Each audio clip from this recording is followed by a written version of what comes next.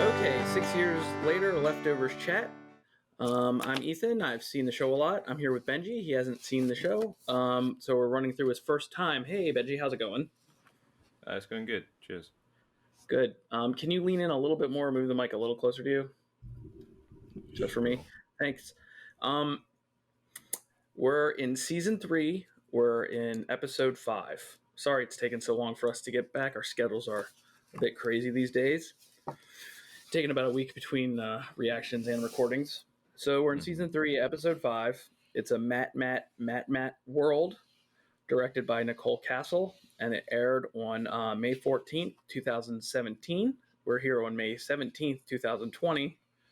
A short 3 years and 3 days later. 3 years and 3 days later, Leftovers Chat. Is that what this is? And so what was the last episode? G'day, Melbourne, right? And G'day, Melbourne, yeah. Yeah, and Kevin and Nora broke up in a harsh way, and Kevin is off with his father and Grace. Don't know where Nora is, and today we're going to find out about Matt and the rest of the gang. Anything to say before we get started? Want to do a beard check or anything? Well, I mean, I could. You weren't a big fan of me getting close up last time, but... if you Again, what? I said you weren't a big fan when I got real close last time, but... Well, it's looking good. I mean, the side... I mean, it's looking good everywhere. All right, it's a beard check. It's not a hair check, dude. Come on. Mine. I need a cut, but that's what... We're stuck in the world of quarantine, right? Mm-hmm. That's my excuse, yeah. Yeah. Okay. So let's get started. Leftovers, season 3, episode 5. So the opening credits are a prayer, and I can only assume that it's read by the man who is about to blow up the submarine. Did you do any research into what he was saying or anything like that? Well, I speak a little bit of French, but I don't know. I wasn't going to spend the hour it would have taken for me to rewind that like 50 times and try and translate bit by bit. I was hoping that you would have some shortcut and you would have the transcript maybe. Yeah, I did some Googling to find out exactly what was said. It's pretty long, but I will read it. Because I want to know... accent. No, because I'm going to read it in English, and I got it from a recap on Entertainment Weekly from when it originally came out, so I wanted to credit that. So hopefully this is it. I assume everyone there does really good research, and I really want to hear your thoughts on it. So this is over the opening credits. Mm-hmm. It's long. I am the only hope, the last defense of a species on the brink of extinction. The warlock warned us. These sage seers of the truth. They said that this creature would come 7 years after the first were taken, 7 years after the departure. But we were blind, God, blind to what we didn't want to see. Now we teeter on the precipice of extinction. Once this monster is born, we are finished, because this monster will put an end to man with its 7 heads and 7 mouths of flame. We only have one hope. The egg. From the Warlock maps, I found it hidden in his nest, a volcano in the sea. Thank you, God, for technology. In our pride, we made the weapon to end all weapons, the nuclear bomb. Now this terrible power may be our salvation. If the explosion can break the brittle shell and melt the demon inside, God, let this missile fly straight and true. Let it find the nest in the volcano, and let the egg there be unhatched, so that this unborn beast may be destroyed before it wakes and rises to destroy the world. Wow. That's a big deal, because that's like a full explanation of what happened. A full explanation if he thinks of what's going on. Right, what happened in his mind, yeah. Yeah. So I don't know if that's direct. I remember maybe someone saying that's directly related to some Revelation type gospel. I'm not sure. Potentially. There's a lot in the Revelations, so... Yeah, it's a lot to take. No surprise to me if this was in there somewhere. It does sound that way, right? Yeah, man. There's an egg and a 7-headed monster, and it's just interesting because I'd never actually read what it said before this, getting ready for this episode. So now that I know, I guess I'm happier that I know that he's just crazy, just like everyone else. But really, this episode levels up in crazy, even more from the last one. Yeah. Yeah, you could say that. Yeah. And we'll get into why all that is. I'll start. We open with a man on a submarine who strips naked, plugs in a loud music on a PA, knocks out a fellow crewman, takes his keys, runs to the missile room, and explodes a nuclear bomb. That's my short way of putting it, and that's probably the only short description I have in this episode. So, before we get to what's going on with Matt, what do you think of this first sequence with the submarine?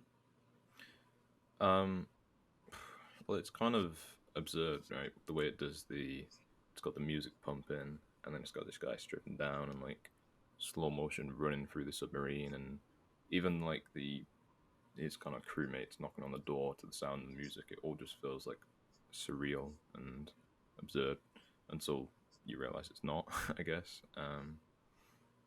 And given that at the time that introduction and what you just explained to me, like we know none of that at the time, so it's even more like there's another another level of I was going to say layer or level. There's another level of like what is going on. I mean, but at some point it's just like crazy being crazy, right? Like people that are considered insane, we don't know what's going on in their head, if they have a mental illness or not. It's an ends justify the means kind of move. There's a dragon under there. I got to get it so I can kill everyone and save humanity. This whole time they're... You sure it's a dragon? It might be a lion. An egg from the Warlock maps. I found it hidden in the nest. Yeah, I mean, it could just have 7 heads. I don't know why I thought it would be a dragon. Maybe because of that Matthew McConaughey movie with Christian Bale. Oh God, I forgot it. The one where they fight dragons in the future. We should check that out. Rain of Fire. That's what it's called. It could be a lion, a sensuous lion. But we'll get to that. I did want to speak to you. I watched, our whole concept of the show that we're doing here is the differences between you and me and how we see the show, and that I've seen it and that you haven't. Okay. And I noticed in this episode, and I did want to talk about it, there's a lot of nudity, and it made you a little uncomfortable, I think. Am I wrong about that? No, you're not wrong. Okay. There's nothing wrong with that, of course. I just want to, because I tried to write my notes so we could just go about things, but it has so much meaning in it. And I think, and you can challenge me on this if you want, I think this whole episode is a really good lesson in non-sexual nudity.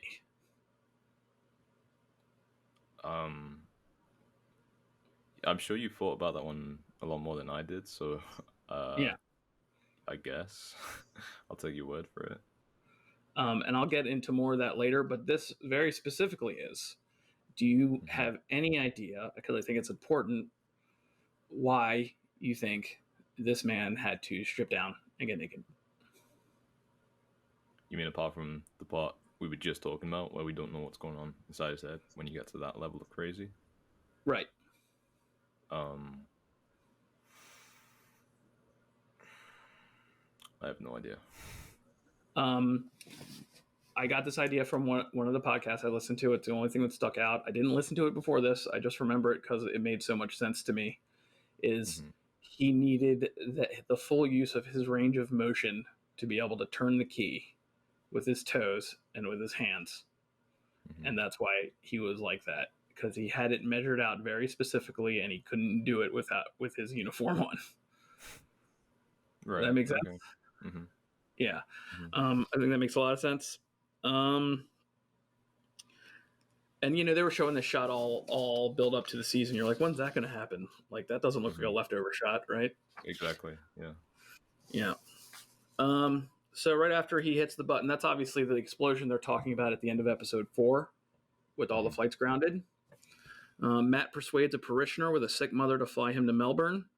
He is one of three wise men that need to get Kevin back to Miracle by the 14th. He also says that he uses money to help get this man to fly him. And one of the things he says is that God has placed an obstacle in his way and they need to overcome it. Where were you thinking anything at this point when he's talking to this guy?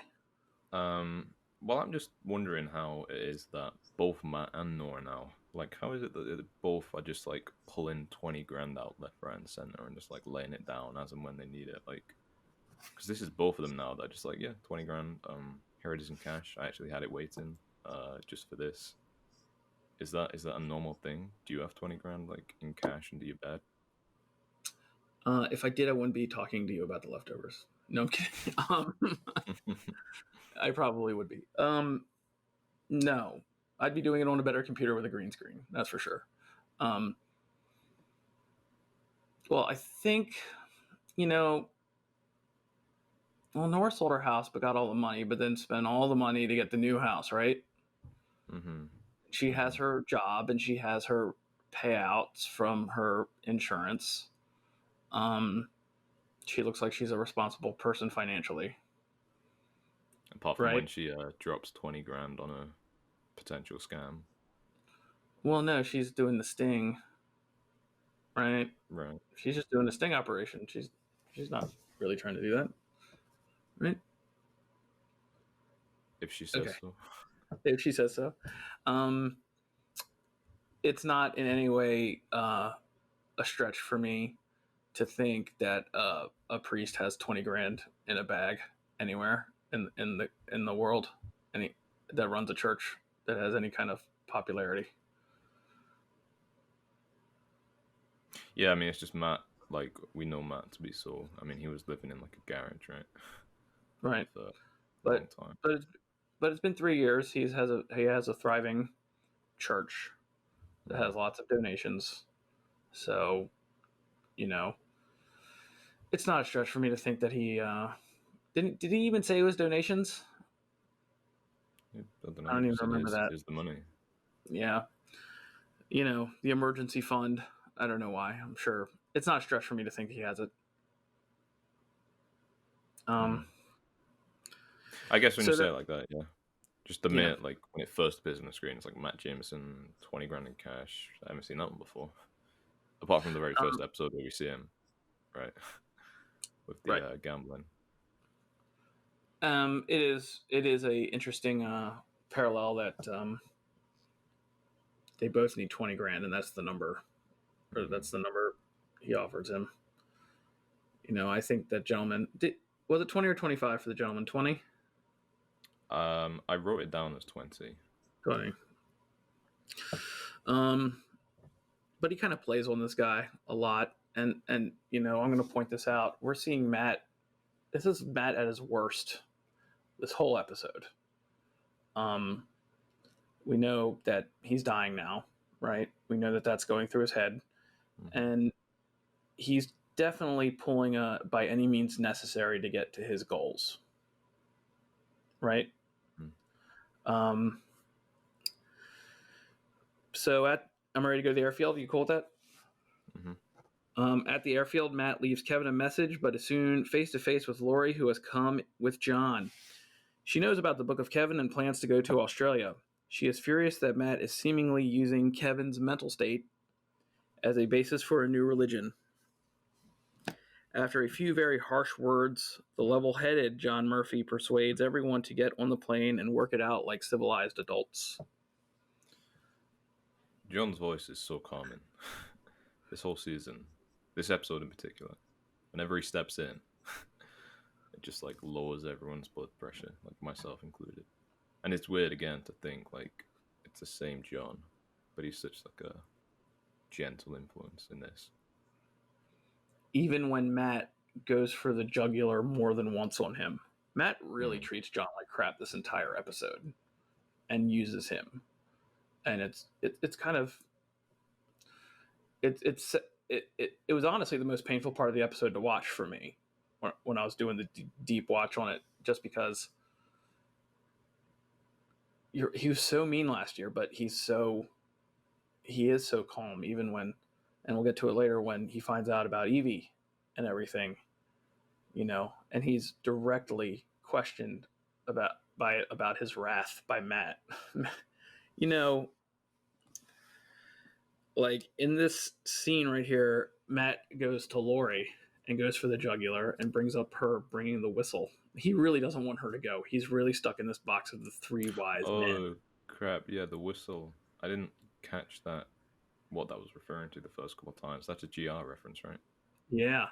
Like she stood out there, blew the whistle, and when he came to do the funeral service for Gladys. There we go.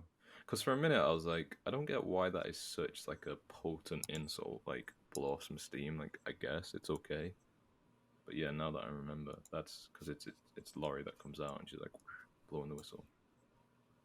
Yeah, and and she gets really, really, really, really mad, as she should, because he's just going to hurt people, and that's all he wants to do. But John is the level-headed one, and they get on the plane. And I think it's interesting that it's pointed out in this conversation that how single-minded he is about Kevin, that he just forgets. It doesn't even cross his mind that Nora's out there as well. Like, Nora? Does he even know? Right. Maybe not. And I think that's possible that he doesn't even know. Who knows how these... I mean, the first episode set up all these people together, but I've mentioned before, they're not in the same block. They're not talking to each other all the time. Yeah. Well, Matt's totally gone at this point. He's in a panic. I mean, it is sad when you compare this episode, like you're saying, Matt at his worst versus, I think it was actually episode 5 of season 2, the episode of Matt and Mary. Mm-hmm. The no room at the inn, and that's kind of Matt at his best, right? It's yeah, I would say so. Yeah. It's just, I don't know. It's rough, man, because like we've only got like 2 or 3 episodes left. Like, I'm not sure I don't know how it goes for Matt after this, but to say we were like right up here in season 2 and like now we're down here. Well, that's the thing. The other way, right? At least that trajectory is like that.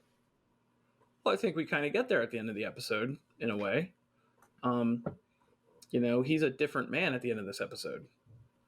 Not from the beginning. Good point. Right. Not from the beginning of the episode. Start of the episode.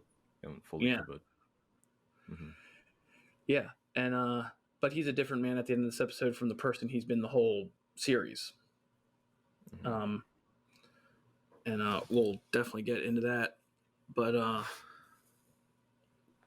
he's panicking. He's dying.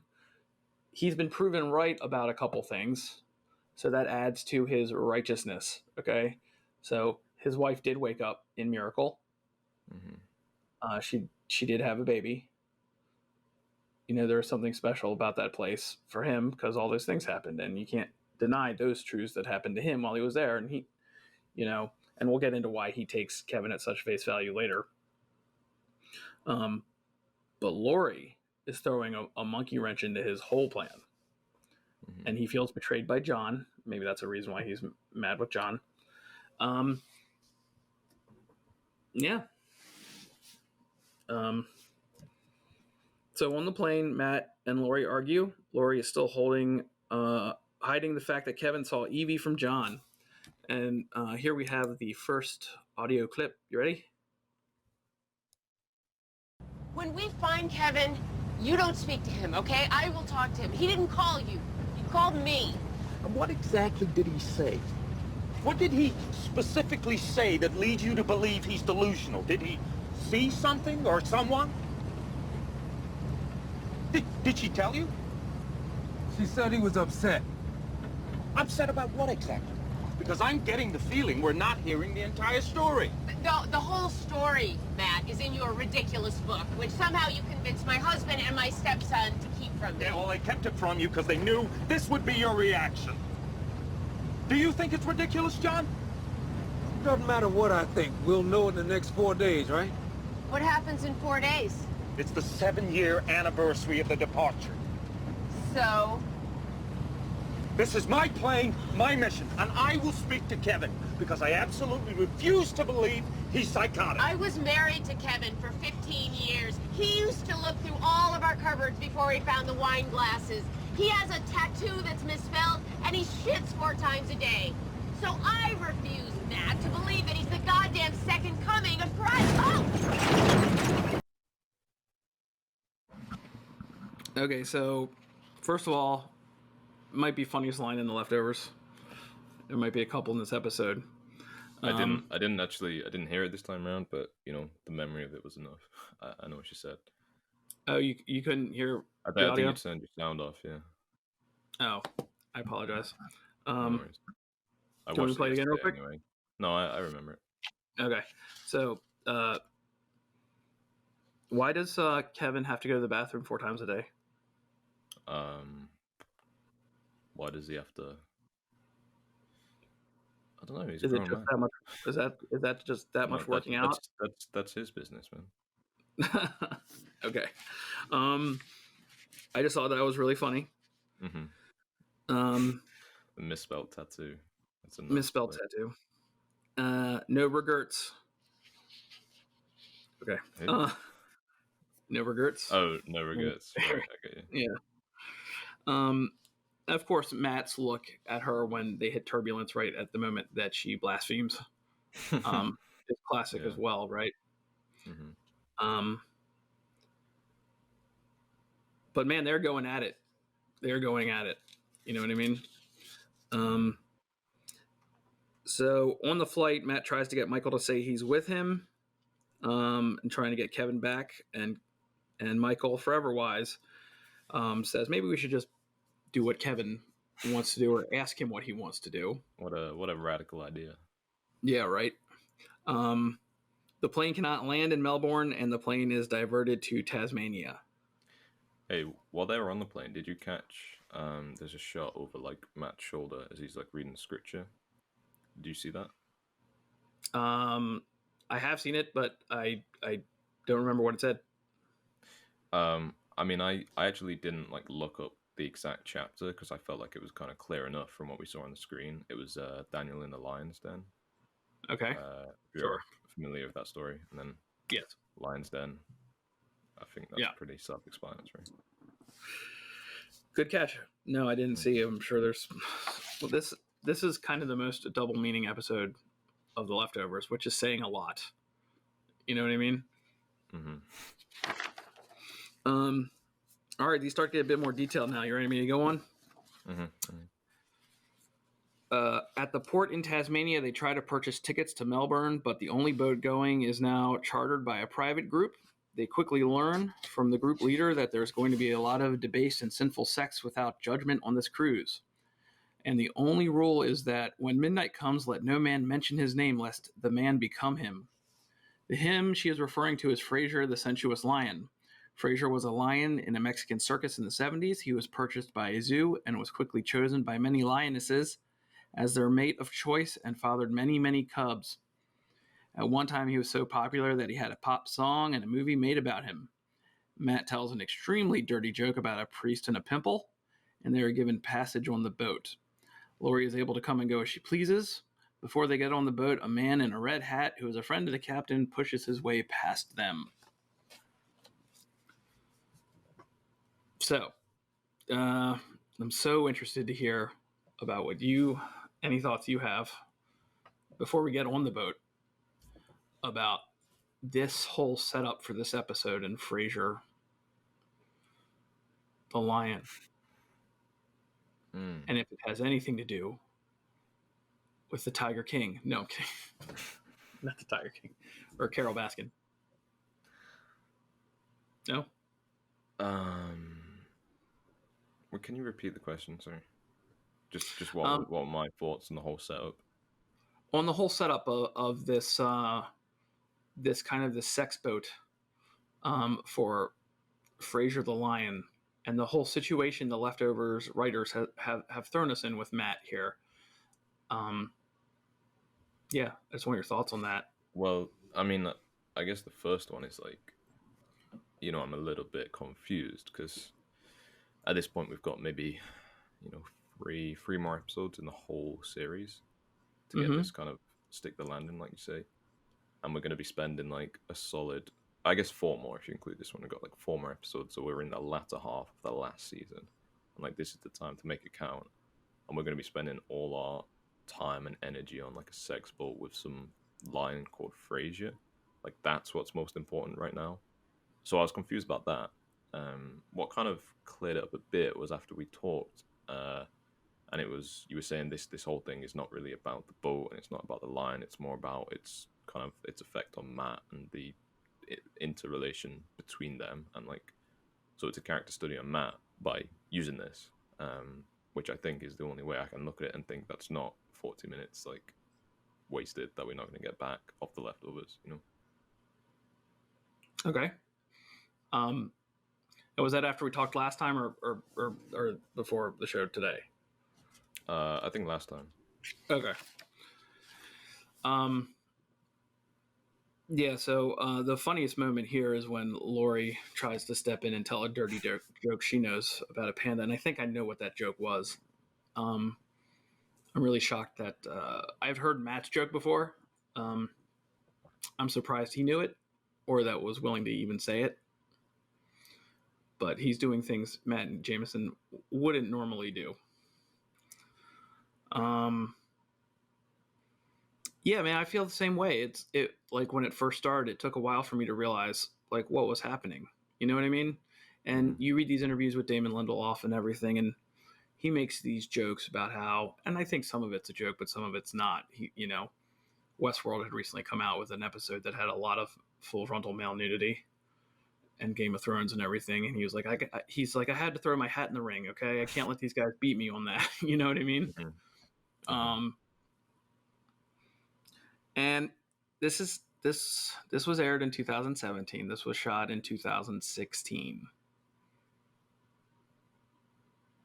I believe the red hat is there on purpose. I'm not going to comment too much on the red hat, but I think it says a lot about that character. And I don't know if you saw that, if that's something that rung true, especially you being in England. Well, I didn't see it when I was watching it, like the first time. I guess there was too much going on. But the second time, after you'd sort of primed me for it, yeah. I mean, it's the first thing you see when he comes through. You barely even see his face. All you see is this red cap. And obviously the red cap is so distinguishable. Like there's no...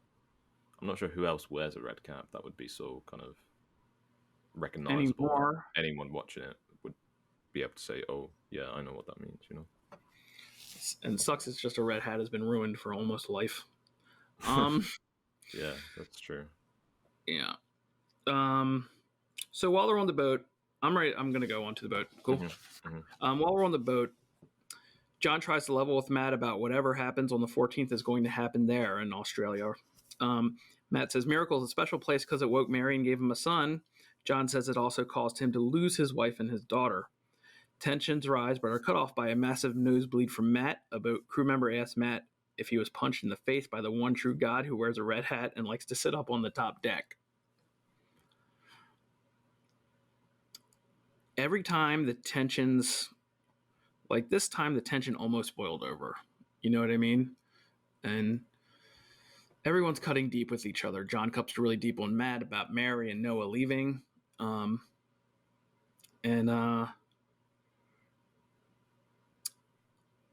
then the nosebleed stops everything, and it's a big one this time. It's almost like a tension nosebleed. And it's never good, like, when you have a character in a TV show or a film, and they get a nosebleed, or even like a cough, man. Like, because because this is all obviously scripted, like 9 times out of 10, somebody's not just going to get a nosebleed, and like, why would they write that into a script if it wasn't going to develop into? So a lot of the time when you're watching something and you see somebody get that first like nosebleed, you're like, right, oh dear, that's it. Say your goodbyes now, because we know what's going to happen. And now we've had 2, so we know this is serious. Like, can you think of any examples where people have had nosebleeds and it's just been because it's a film about normal life and people have nosebleeds in normal life? Not unless you're an 11-year-old girl who likes Eggos. Well, yeah, is that normal? No. Yeah. But no, you're right, and it's either a cough, right? Mm-hmm. It's either a persistent cough or nosebleeds, and it's definitely the language of, I hate this term, the language of cinema telling us that he's sick. And they've been showing that through the season, right? He's on the phone with Kevin Sr. Has a nosebleed. I mean, he had a nosebleed when Nora came to see him about the guy in the tower that fell. Mm-hmm. So, yeah, you're totally right. Matt goes to the man who we find out is the same person we saw Kevin talking to on the bridge in International Assassin. Matt questions if he is God and is given a card that says, "Yes, I am God." It also says you can call him Mr. Burton, along with a laundry list of answers to questions he is asked on a regular basis. Wait, hang on. You said this is the same guy as the bridge guy? Yes. Is that, like, really? Yeah. It doesn't sound the same. I honestly, because it was in my mind, like, oh, maybe this is the guy. And then I was listening for it, and I was like, no, he doesn't sound the same. Like, his build looks different. Like, his hair's different. It's the same actor with his same dodgy Australian accent. So is it the same guy? I don't know. Is it the same actor playing this character of David Burton? Yeah. Wow. It now is. I feel like I missed on that. Does it recontextualize some things? I mean, yeah, absolutely. Because in some ways it's just a way to tie this David Burton thing they've been teasing since season 1 in Australia together, right? That Kevin has heard about on the news, in the radio. Michael was giving the guy food in the tower, and the guy mailed a letter to David Burton in Australia.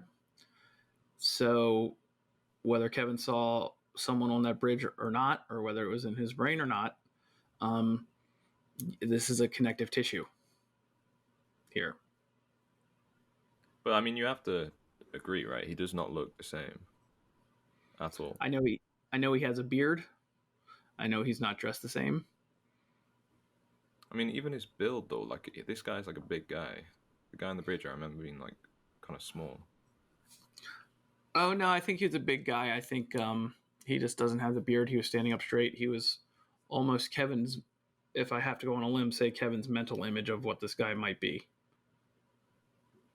to what he actually is in real life is when Matt is seeing him. Right. Plus it's years later. It's 3 years later. Yeah. So, so Matt's pretty much enraged by this person masquerading as God.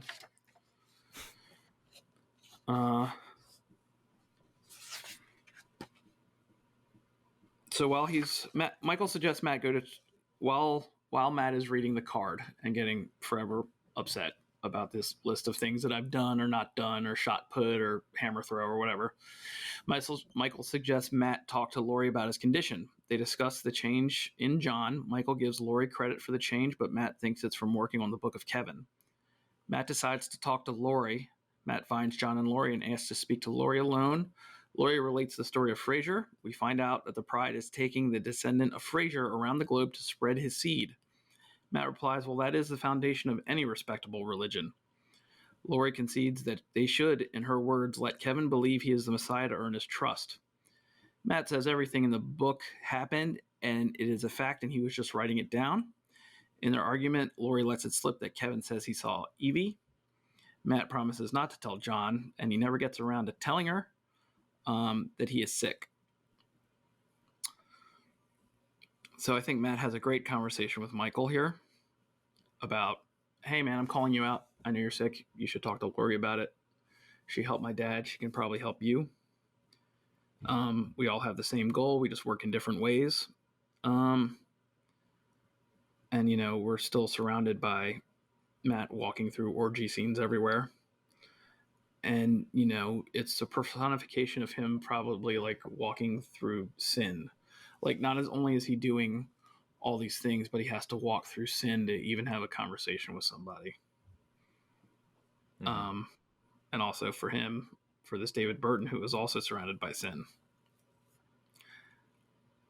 I have a question for you, but I want to know if you have anything on those before we go on. Sorry. Just one second. Anything about Yeah, well, I mean, even before the conversation with Michael, the bit with the guy in the red cap, Bertram, I feel like the irony is meant, I feel like it's meant to be obvious in terms of Matt getting uptight about this guy claiming to be someone he's not in Matt's eyes, and then even writing it down and handing it out, when that's kind of what Matt is doing himself with Kevin and the book. And so obviously I felt we should point that out, but I'm assuming that's what we were meant to be reading into that. Yeah. I mean, I think all that stuff is pretty blatant. It's not hidden in any way. It's not ambiguous. Mm-hmm. I'm just curious. Matt has all these things related to him by either Michael or Kevin. Why is he so adamant that it's true, that it happened? Do you have any thought on that? Is he just having faith? Or is it because John said he shot him, and he's, Well, there's obviously, I don't know, I guess there's John and Michael's recollections. There's obviously the experiences Matt had, obviously independent of Kevin, but occurring in the same place around the same time. So that stuff he does know from a first person. Mm-hmm. Yeah. And plus, he just knows Kevin, right? So I'm sure he's the kind of guy that would trust Kevin, I think. Certainly didn't know that he shits 4 times a day. Well, like I said, that's his business. Certainly doesn't belong in the book. Right.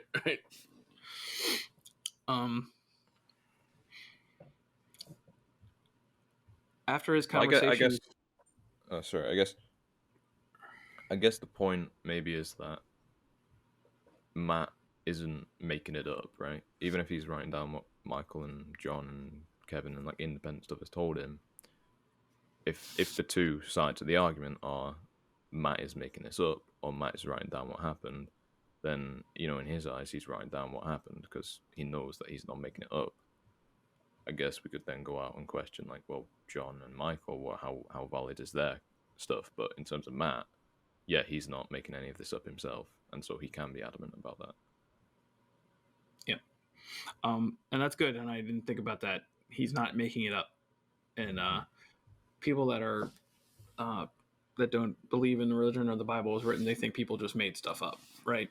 Mm-hmm. So yeah, we know he's not making it up. So that's good. Mm-hmm. Now after his conversation with Laurie, did you do something else? Well, I saw a note and I was just trying to see if it was related to what we were saying. I guess, I mean, it's a general Laurie point, but I guess it's relevant here as well. Because we have Matt who's really defending, like, no, this really did happen. And Laurie's like, no, she's so down on like the science and the psychology and kind of prescribing stuff.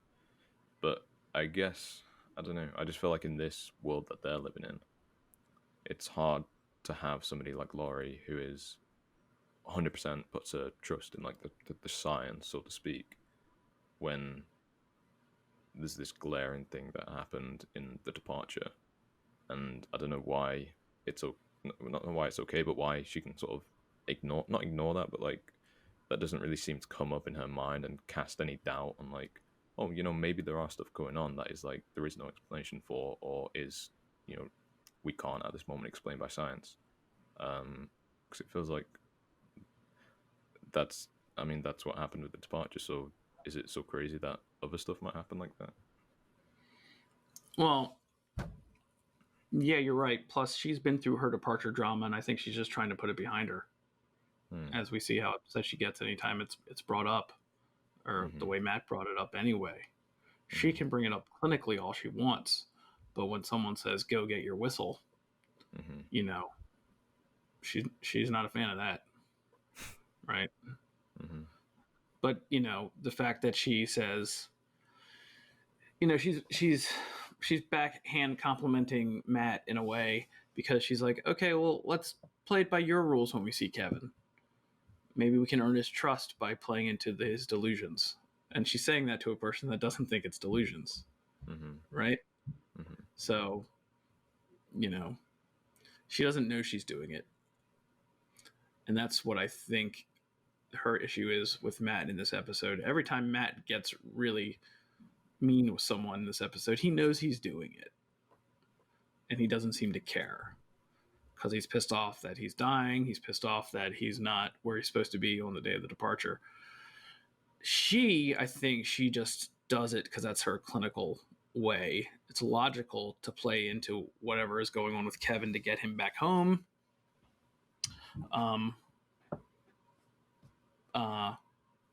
But in saying that, she's also insulting Matt, right?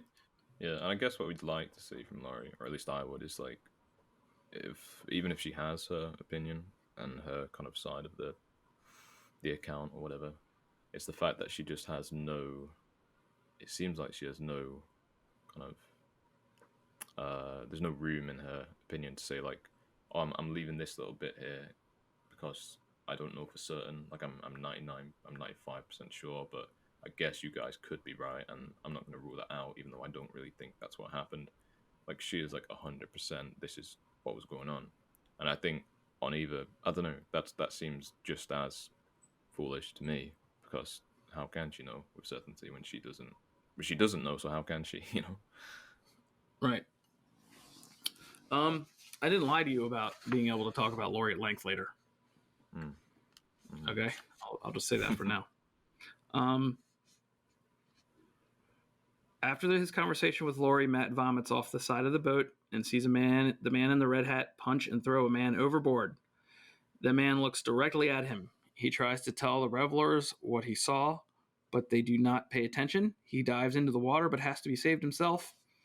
In the wheelhouse, we get the story of David Burton, which is our second audio clip.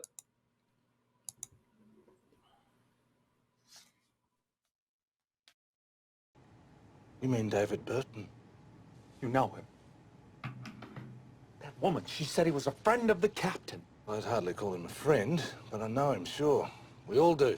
He's a celebrity. A celebrity? He was a broadcaster in the Sydney Games. Had quite the touch. He was a decathlete back in the 80s. Medal for Australia. Ah, yeah, the bronze. I read about it on the card he gave me, right after he washed his hands of the Holocaust. But what it fails to clarify is how he went from being a sports announcer to Yahweh. It was after he died. Yeah, what? About 3 years back, he went rock climbing with a mate just outside Perth. He fell 100 metres, broke his neck.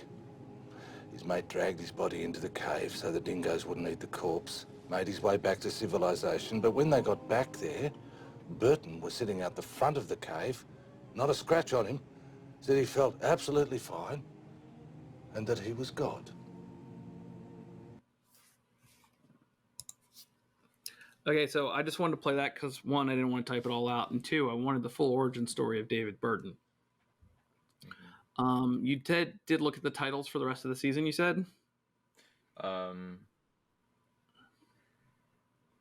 I think so. Well, I know episode 7 and I know episode 8, the title, and I've seen episode 6 title, but I can't remember off the top of my head what it is. Okay. I probably asked you that question too soon. I'll come back to that. The captain says they do not have other witnesses, so there's nothing he can do.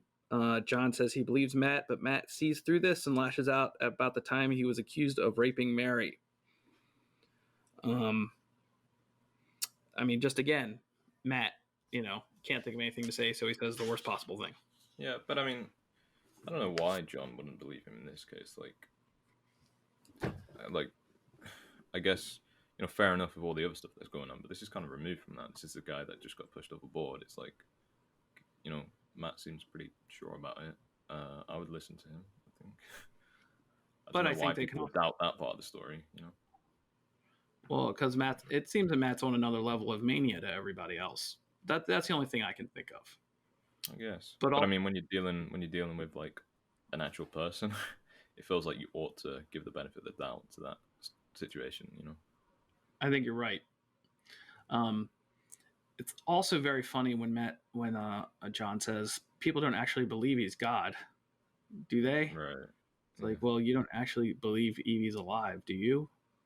Or even Kevin, Or Kevin, exactly. Mm-hmm. So it's like some people can't just self-aware to pinpoint out their own kind of crazy or belief. They're too busy disbelieving other people. Mm-hmm. Anything else about the wheelhouse? Because we got the doozy coming up. No, I guess not. I mean, the actual thing about that guy pushing the guy overboard, that never really gets resolved, right? We don't know why he did that. Well, we don't know why, but we do get resolved. I mean, yeah, we get it. Yeah. Right. But as far as, like, why? Like, we don't know. I guess what would have helped is if they had a bigger wall around the side of the boat. I don't get it. Like a wall? Like a red hat wall? I don't know. Maybe. Yeah, okay, I understand. I think from what we learned about David Burton later, I think he gets approached all the time. And sometimes people don't let up. And I think maybe that's what happened. And I think that if he goes for a ride on a ferry, he gets accosted a couple times. You know what I mean? Every time, and he's used to it. And sometimes he has to, and he doesn't care because he does think he's got some level of invincibility, right? All right, you ready for the big one? Okay. There's some words in here I don't want to say, but this is what happened in the episode. Matt decides it's a good time to ask the leader for a manifest to figure out who went overboard. She makes it clear she doesn't care, and then Matt screams, "All you people care about is effing each other in Frasier." Matt has said the magic words and is forcibly taken in a ritual where the Pride recites the story of Frasier and brings out what can only be described as a Frasier sex simulator. Matt manages to break away and scream no multiple times. He chides the crowd for their abhorrent behavior and is booed out of the room. Now I got a firm take on this, but I'd like to hear yours first, if you have one. Because it is the craziest. It is the craziest thing on the leftovers that's ever happened. I think. I guess that's my take on it. I didn't even see that close, like what was happening, but I could guess it was pretty crazy. And I was like, I don't need to see that. I'll take your word for it. It's crazy. Okay, so the crowd does this and acts this way because they, as far as they're concerned, everybody on the boat is there for the same purpose, right? So they don't think there's an outsider on the boat that would not want this. I personally think that at some point in the night, it was some other male's job to say the words, and they would do this. But they just do it with the first person that says it, right? And that's why it's kind of so easy for him when he literally says, no, no, no. Like, they basically let him up. You know what I mean? It's a real no means no thing. They give him a couple times to play like he doesn't want to because that's part of, like, maybe the ritual they're doing.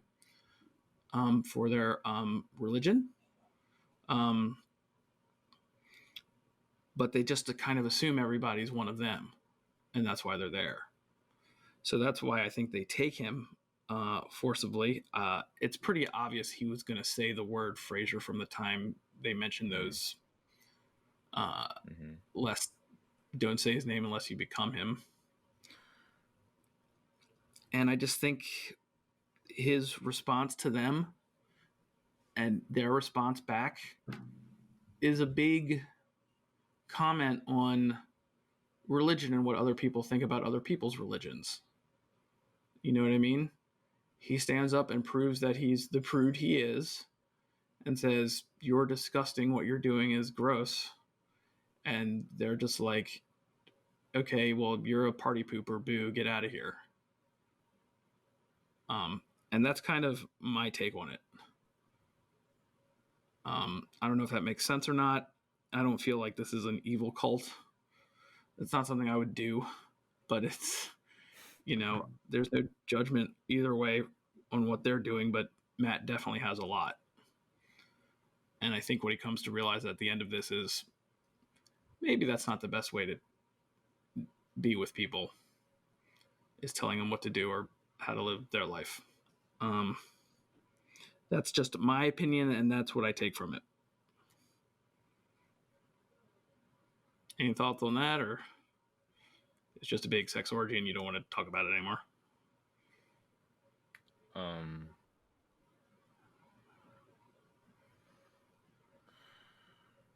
I don't know. I feel like Matt's got a right to get angry. Like, I feel like it's okay saying that, but you put yourself in his shoes, I feel like you'd get angry. You know? Yeah, but then again, I also agreed to come on the boat and not specifically not do that. You mean you'd agree not to go on the boat? Oh, you no, I mean, to say that. If I agreed to go on the boat and not do that, I wouldn't do that. Yeah, but what had happened to Matt happened to you, like imagine you're Matt in this scenario. Well, I know me, I would never would have jumped in the water. So, because I would have been too scared. I would have called the captain. I would have gone to be fair, I was thinking to myself, like, if you were ever in a situation like this, like, I don't know what Matt is doing, like, roaming around this place and, like, asking for stuff to happen to him. Like, I would just be sat in the corner, like, with a drink, you know? Right. Would be an uneventful episode, but there it is. And I think that goes to show that just his level, this whole episode is going to show his level of mania that he's going through right now. He's whipped himself up into this fervor to get Kevin back. And every second that's not spent doing that, he is anxious, on edge, finds a person mocking God, now is getting mocked himself. Do you know what I mean?